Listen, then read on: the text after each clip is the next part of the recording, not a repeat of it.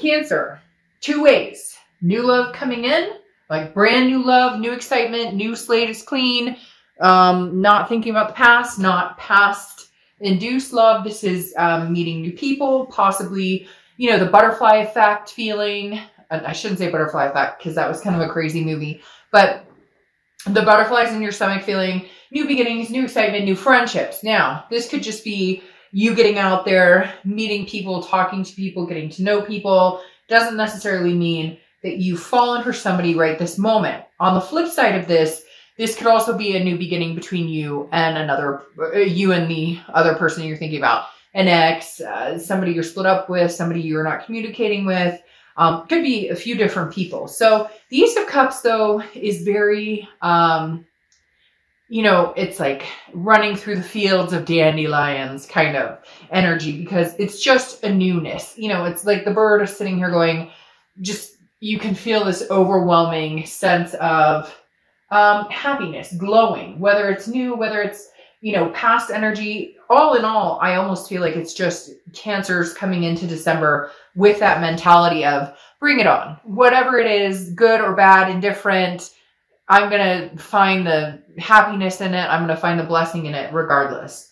The next card you have is your current position coming into the month, and you have the Ten of Pentacles. Now, the Ten of Pentacles is about excess, wealth, very generous energy, but also about legacy. Every time I see this card, this is like, I'm looking for my forever. Now, for some of you, you know, your ex is your forever and you're kind of contemplating, hey, we will be getting back together. We will be seeing each other again. Some of you kind of have that mindset of like, I know this is not over. But this is like taking time planning a future. The Ten of Pentacles is where am I going to be 10 years from now, 20 years from now? Some of you see yourself with this ex person. Others see it with somebody new. I mean, yes, the Ten of Pentacles represents some sort of financial stability as well, but it's also like building a solid foundation. The Ten of Pentacles is also about, like I said, the legacy. And so Cancer, I feel like a lot of you are ending this year ready to open a new year and saying, hey, okay, there's a solid foundation I know what I'm looking for. And I'm ready to find that. This is you ending this year on a note of so many things. There's going to be so many moments captured of newness, new beginnings, new excitement. And this isn't just in love. This is like career. This is a lot of different things. So Cancer, I feel like you're on your way, like forward momentum to make these goals happen, to make these life plans happen. The next card you have is the Hierophant, which is Taurus's card. So you could be dealing with a Taurus or have Taurus placement in your chart. The Hierophant is letting the universe guide. For some of you, this is, I'm not going to think about my ex anymore. I'm not going to think about what they're up to. I'm not worried about any of it because if there's a plan, if God or the universe or spirit, whatever you believe in, has a plan, then that will come to fruition. I can't control it. I can't sustain it. It's coming. It will come if it's supposed to come. And if it's not, then there are new beginnings on the horizon. It's very similar energy to a few other reads this month where you're just kind of over the hump of worrying about the what if, the shoulda, coulda, woulda, all of the above. The Hierophant is saying, no, this is much bigger than me, and I understand this. This is the universe having my back. I always see this card as like the universe having my back type scenario because this is self-improving and furthering yourself, whether it's, education, whether it's job-wise, whether it's just exercise, change, lifestyle changes, but still growing and developing and understanding that, becoming the best person you can be. So when the time is right and the time approaches itself, the universe hands you something that you can handle, or even if you can't handle it, you will figure it out. I hope that's not too confusing, but basically, if you're supposed to be with this person and there's a lot of work that it's going to take to be with this other person that you've dealt with before, then, you're never given more than you can handle, even if it feels internally like you are. And yet, if this is something new, this is the universe saying, okay, we're out with the old, in with the new, ready to move on. The next card you have is your distant past. So over the past 5-10 years, could be throughout your childhood. Now, this is strikingly telling me that the universe is saying, be careful, because the Five of Swords is a fear of victory. It's a defeat. It's a dishonor. You've been through that with somebody significant. Now, maybe this ex, it may be past exes. There's two things coming in very clear. A, you can't blame this person, whoever it is you're dealing with now, new or old. You can't blame them for past situations or hold a grudge, or, you know, if you have abandonment issues or somebody lied and cheated before, then you can't take that out on every relationship, or you're going to end up in the same scenario.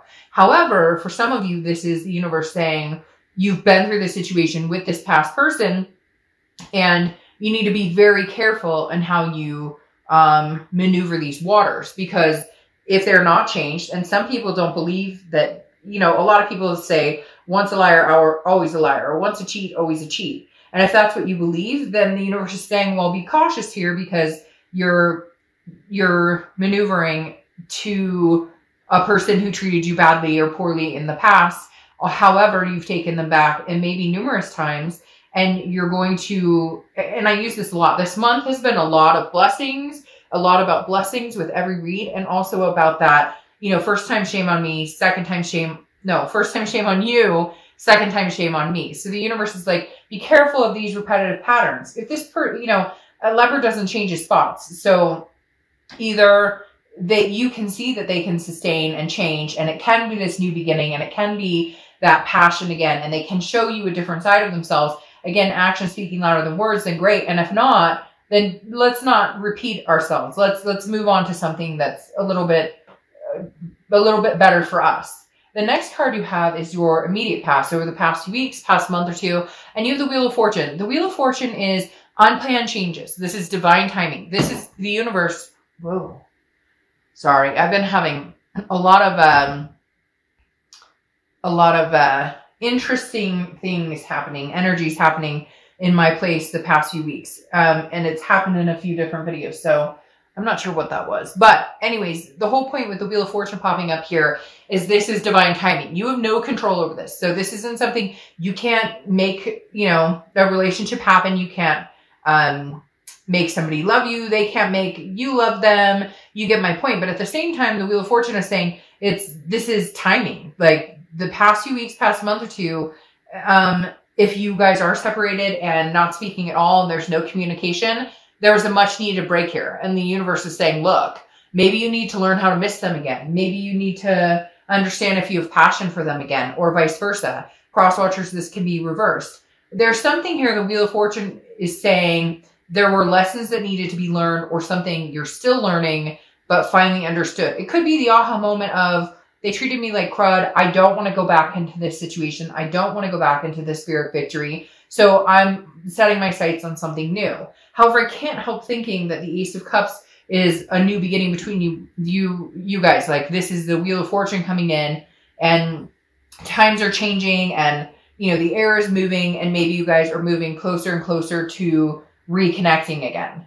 The next card you have is your distant future. So over the next few months, and you have the Two of Swords. Well, duh. I almost want to say, okay, universe, duh, because the Two of Swords is a decision making. It's a stalemate. It's understanding that a major decision needs to be made. This, like, you need to, it's cut or dry.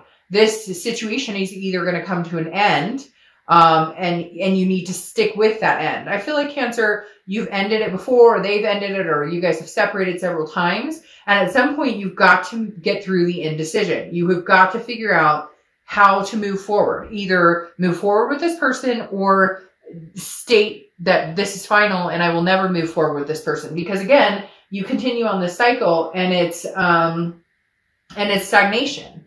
And it's almost like, you know, you're blocking yourself from either fully outpouring and loving somebody. And okay, give me a break. People are going to comment and be like, well, fuck Dark Dove. They broke my heart. They treated me like crap. And I get that. I understand that. I'm not saying that the behavior is okay and that the choice is going to be easy. But you're also imprisoning yourself, keeping yourself in a cycle of, well, I might give them another chance, or no, I absolutely know they're horrible and they've treated me like crap. This is just basically saying, you know, time is going to pass you by. So you either need to say, okay, I accept what happened. I accept the fact that it went to crap. I accept their behavior and understand that it's not okay and I will never tolerate it again, and give it another chance and let your guard down. Or say, no, I will never accept that behavior again. I don't think that they could ever change. I don't think this is good for me, and move on. The universe is saying, though, in the next month or two,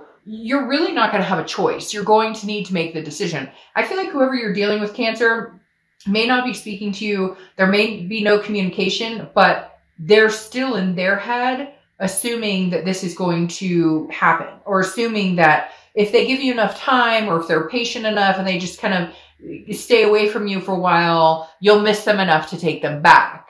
But at the same time, that may be a stupid move on their part, because it may give you more time to reflect on I can do better. There's other opportunities. And for some of you, maybe you are already dating, or there are other people coming in and out of your life, just friendships or people that you're meeting or talking to that will just confirm the fact that maybe this is not a good move for you to ever get back together. The next card you have is your immediate future. So over the next few weeks. Now, you have the Sun card. The Sun card is solutions. Okay, it's clear-sightedness. The fog is lifted. If you are going to get back together with this person, I think you're going to know exactly what it is you're going to see or need or want or feel to find a solution to this. Now, it has to be a compromise. It can't just be my way or the highway, even if they behaved in a certain way. Look, if somebody cheated and you take them back, eventually you have to let that go if you want this to really work. Now, people, again, are going to come in and be like, once a cheat, always a cheat. Don't trust them, etc. I told a story a while back about a friend of mine, very good friend of mine, of years and years and years, who was cheated on. They stayed together. It was horribly hard for a few years, and now they're doing really well, have another child, etc. But the whole point is, if you're going to accept the faults and you're going to say, okay, I want to give this a go, then you really need to give it a go and drop the history of it. It doesn't even have to be cheating. It could be, non-committal or, habitual stuff, addiction, whatever it is. You're either in it or you're not. And I think that's Cancer. By the end of this year, you're going to be like, okay, yes, I'm in this full force and I see the solutions clearly, or you're out of it and you go, okay, the only solution is to cut this completely off. Again, I feel like you're going to be forced to make some sort of decision, or the universe may just make it for you. They'll find somebody else, or you'll find somebody else, and it just gets kind of, you guys part and go your separate ways. The next card you have is anything tangible that's going to happen throughout the month. Could be the beginning, middle, end. Could last for a day, a week. You have the Page of Pentacles. Now, the Page of Pentacles is wanting to work on something, but being very realistic and very pragmatic, okay? So aspiring for something. So I feel like you're still willing to, you're still contemplating, well, what if we actually did make this work? What are the solutions to make this work? But you understand that it's going to take work. It's not going to be footloose and fancy free. It's not going to be rainbows and Skittles. Yes, there may be passion there. For some of you, you haven't talked to this person in a long time. You haven't seen them in a while. So there may be this build up to, oh my gosh, he texted me, or she texted me, or he called me, or she called me. And there's going to be some excitement behind it. But the Page of Pentacles is saying, yes, I aspire to find a better relationship or to be better with each other if it is going to be some sort of reconciliation. But the Page of Pentacles is also saying, I'm practical about it though. I know that we have to put the pieces back together. It's not going to be, hey, they text me and immediately everything falls back into place except for all the bad stuff goes away. That's not reality. And you understand that and you know that. The next card you have is how you're feeling coming into the month. And you have the Four of Wands. So the Four of Wands is happiness. It's resting. It's a first completion. I feel like a lot of you are going to be contacted. There's going to be communication. And I feel like it might actually be heartfelt communication. They may actually show up and prove to you, or they may actually, actions speak louder than words type scenario. Now, this is what you're hoping for because this is how you're feeling internally. Now, some of you have had your guard up because of this defense and you've needed to. But it's really strange. I almost feel like maybe they've had some time to think and they're going, what the fuck have I done? This is horrendous. I need to get this person back, or I didn't know how good I had it. It's that old, cliche, you don't know what you've got until it's gone. Because internally, somebody is making you feel this way, or this is how you're feeling in general. You want the happy home, the happy life, the, whatever it is for you, kids, marriage, fur babies, a life partner, however you feel, this is like, you're ready to go get it. You want it. But I feel like it's something that you're almost hoping you could have with this past person if they could get their stuff together. Yeah. And your hopes and fears to the outcome is the Magician. And the Magician is, excuse me, versatile. Very versatile, being able to adapt to change, but also a connection. So the Magician is telling me, you know, this connection is strong. They know this connection is strong, but what are we doing about it? How are we fixing it? How do we fix these? What's the solution here? How do we get to this? Happy home, resting, first completion. How do we get over the hump of, you know, the past and the finger pointing? How do we make that better? And can we make that better? If we can't, then the decision needs to be made to cut it off. If we can make it better, then we need to start working on it in a fashion that's going to make us both happy.